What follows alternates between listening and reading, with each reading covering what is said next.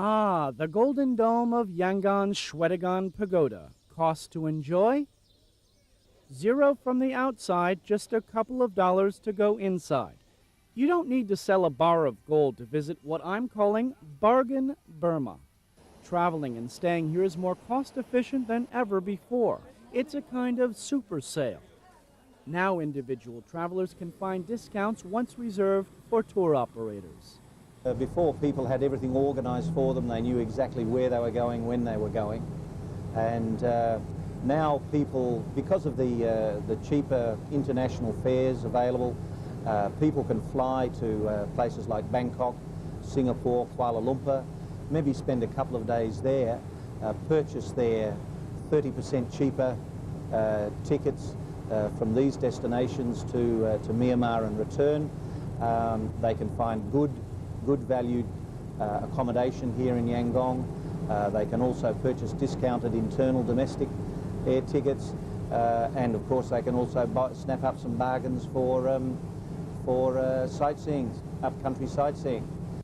In 1996, the dollar found itself on Myanmar streets, doubling in value from 120 kyats to 240 kyats, and it's just gone to 280.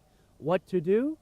I wanted to weigh the situation before boarding, though you need not know all my findings. Ticket prices are nothing to sweat about when you buy them in regional currencies. The routes of these new airlines are transporting tourists to regions that, until recently, one could only dream about visiting. Once on the ground in Myanmar, with cash nearly spilling out of their pockets, tourists and businessmen are finding themselves either staying a day or two longer or booking themselves into a higher class of hotel. The true bargains to be had are mostly on the 3 to 4 star level. Well, we provide very good service and all the facilities for our guests at a very good rate. You know, value for money. I think that's the key word. And of course, the biggest thing for us is in our industry here is the friendliness of our staff. I mean, the Myanmar people are traditionally very friendly. These hotels are clean, efficient, and user-friendly. Quality 3 to 4 star hotels usually offer 80% of the services, polish, and shine of the white-gloved 5 stars.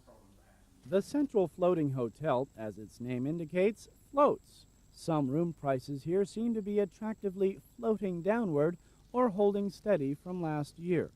And what to do with all of my air and hotel savings in Bargain Burma?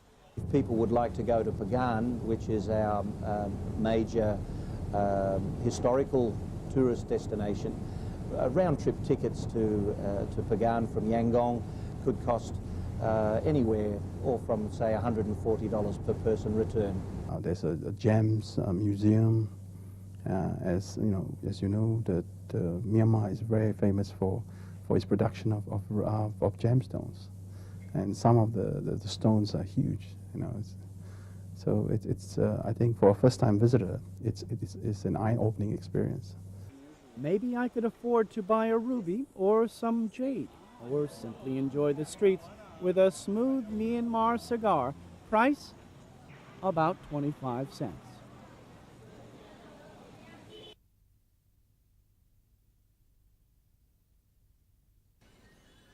Up on the hill, I met Bill Gill to fetch an awesome overview of Mig, Mergui, as the colonials used to call it.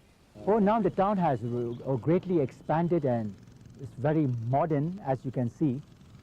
Very modern. Before most of the roofs you see now were all thatched. Now they are all either corrugated iron or you see the tiles, asbestos tiles. Yes.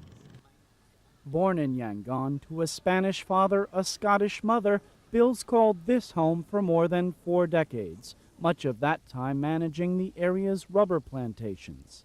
We produce a lot of rubber here. This is one of the chief rubber producing countries, and also it is palm oil. This is actually a trading town. Yeah, because you have a lot of Chinese, you have a lot of Indians, and they are all very big traders. And what are they trading? What's coming in? No trading, they trade from what comes from Yangon, what comes from abroad.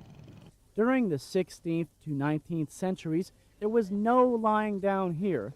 Mergui served as a halfway house linking trade between China and Japan with India and Persia. The buzz of business continues today. Imagine all the foreigners here 300 years ago.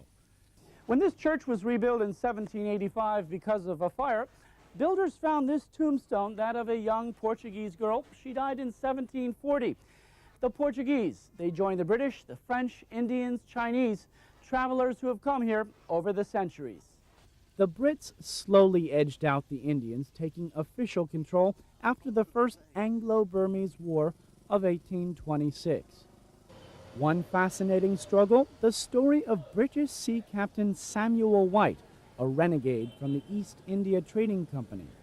This maverick virtually appointed himself viceroy here by hook and by crook in 1687, though the tombstone of his wife Mary shows his sacrifice.